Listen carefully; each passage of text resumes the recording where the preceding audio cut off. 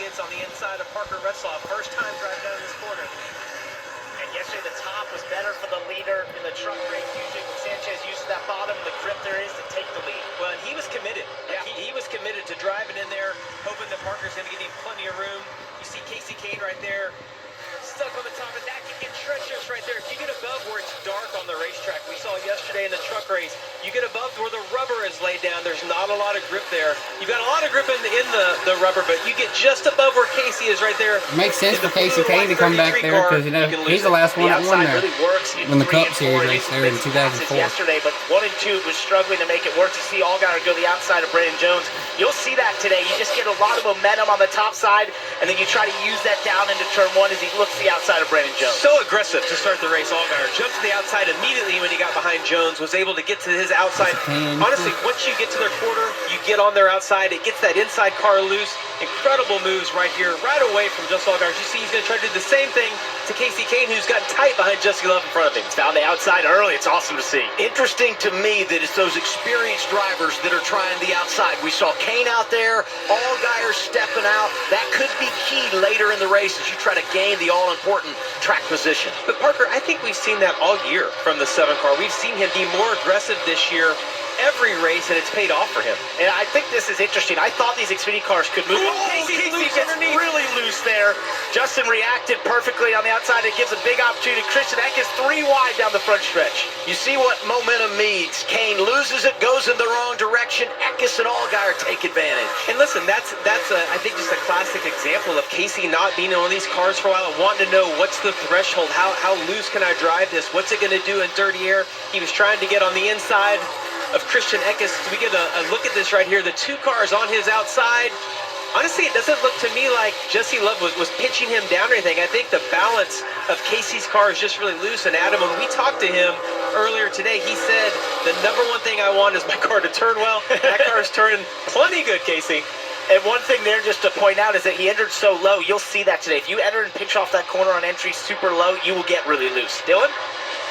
Well, you guys talked about it. I asked Casey, what's the memory things that the guys who do this every week don't have to think about, and that included the car driving in dirty air. So you kind of saw it there whether the 2 pinched him or not. That's just something sometimes the guys that do this every week can feel and almost be ahead of. So sometimes when you're out of the seat for a long time, it takes a little bit of time for you to get used to those kind of things that are just muscle memory. Yeah, great.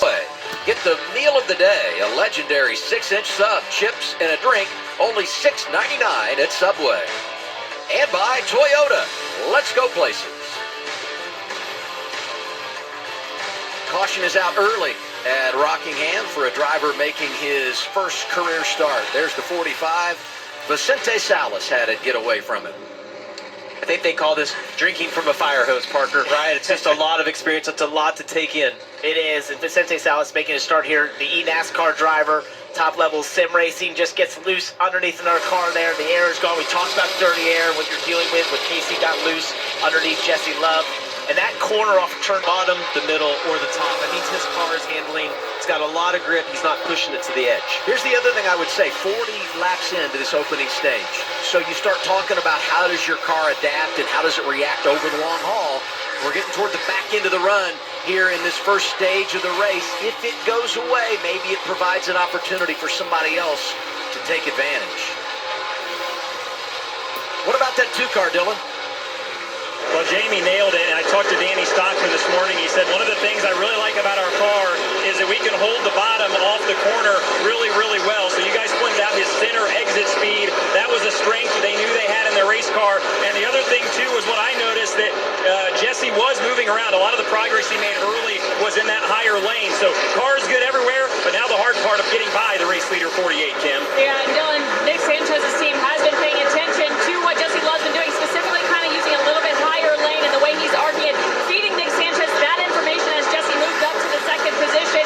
They were very happy, though, with their car that came from that January test. Remember, Nick Sanchez and Big Machine Racing, an RCR affiliate, they felt really good about their setup and their long run as he continues to hold off Jesse Love in that 2nd position. Well, if I'm spotting for the 48, I'm telling him to keep it on the bottom, because what I'm watching as I see the race right here is when the 48 moves up off the bottom, you'll see the 2 car squirt the gas and makes up the most amount of ground. I would give the 2 car the outside, because every time he goes to the top, he kind of maintains. He gets a little bit of a run on the straightaway, but I don't think he's going to be able to complete the pass around the top. I think he's going to have to force it around the bottom. Great experience for Nick Sanchez here. Most laps in the Xfinity Series race and getting his chance in clean air as Jesse's really sideways off turn 2 and getting to move around and try and block that air for Jesse Love. That's the key here today. If you don't want to get past, you've got to take away that clean air from the car behind you and take away what's making them so fast. And 3 and 4 is the sweet spot for the 2 cars. You watch, they go through 1 and 2. Both those guys are able to get to the bottom, kind of referencing that left front tire. Ooh, the 2 car there. That's right there. Pack a little bit of air on the phone. He gets it loose right there. Nick Sanchez hangs on, but he's not going to hang on to the lead.